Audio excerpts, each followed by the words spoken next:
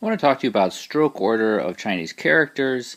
Unlike in English, it doesn't really matter which way I draw these letters, which way I draw if I draw this horizontal stroke before, or the vertical stroke before I draw this horizontal stroke of the T. It doesn't really matter. It doesn't really matter if I go counterclockwise or clockwise around the O. It just looks the same. As long as it comes out and it's legible, it's fine. But in Chinese, it really does matter. It's going to affect the way you write the characters and the way the characters look if you write the strokes out of sequence.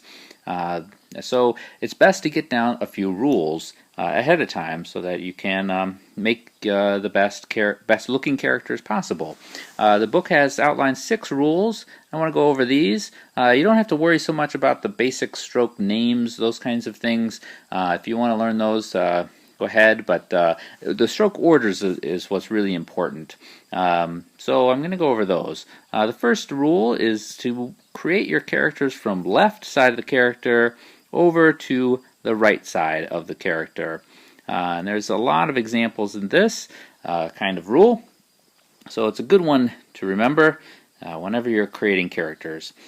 For example, a really quick example, a really easy example rather, 2 strokes, all of 2 strokes, the character for person.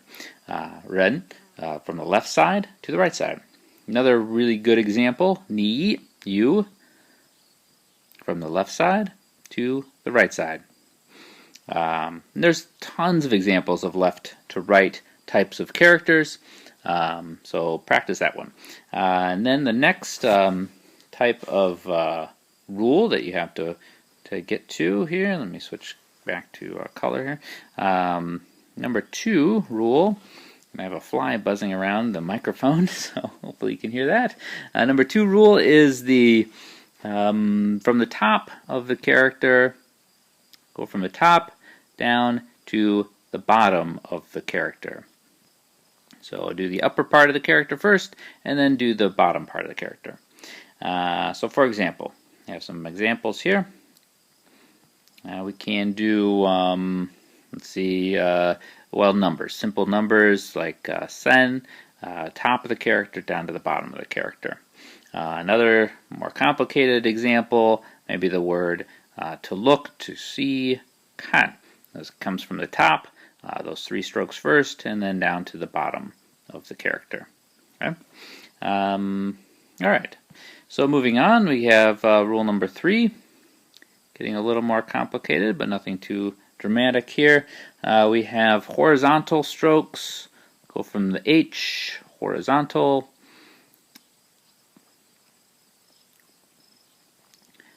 and then do the vertical after that. And I can turn this around so I can write this way. Vertical. So horizontal first, and then the vertical. So what are some examples of rule number 3? Well, we have the number 10, for example. Really easy kind of character to know. Just looks like a plus, but make sure you do the horizontal and then the vertical. Seems like maybe it wouldn't matter, but believe me, it does. And then another horizontal before vertical in the radical for hand, in the hand radical. You'll see that horizontal came before the vertical stroke. And if the full character for to hit, da, that's really ugly, but you get the idea. Hand radical, and then the other component side. Okay, moving on to number 4. Rule number 4 is we do the outside first. Outside comes before, so here we have the outside, out, before, in. Okay, that's rule number 4. And so for example, we can say, well, we have the moon as the classic example. We do the outside area, and then we come to the inside of that component. Okay, moving on to rule number 5. Rule number 5 states that we need to do the middle of the character.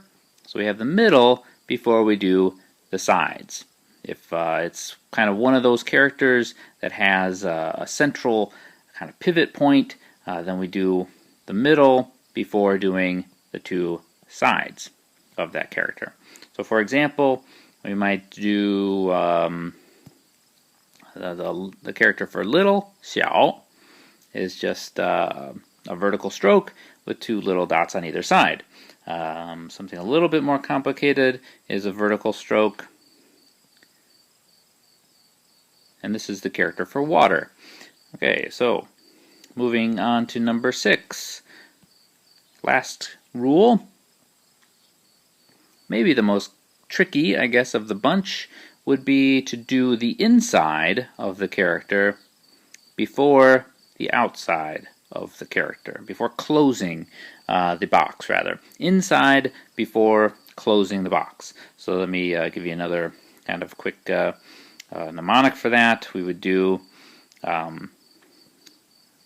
the inside here, inside the box, before we would close the box down below. And remember, we move from top to bottom, left to right, so we would compose the box from the left and then the top part and then close it, only after doing the inside. So let me give you an example of that. That would be something like the sun character. For sun, got to do the inside stroke before closing that box.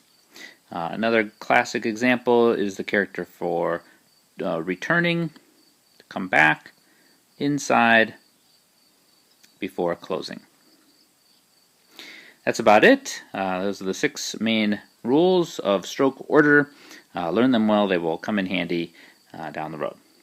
下课。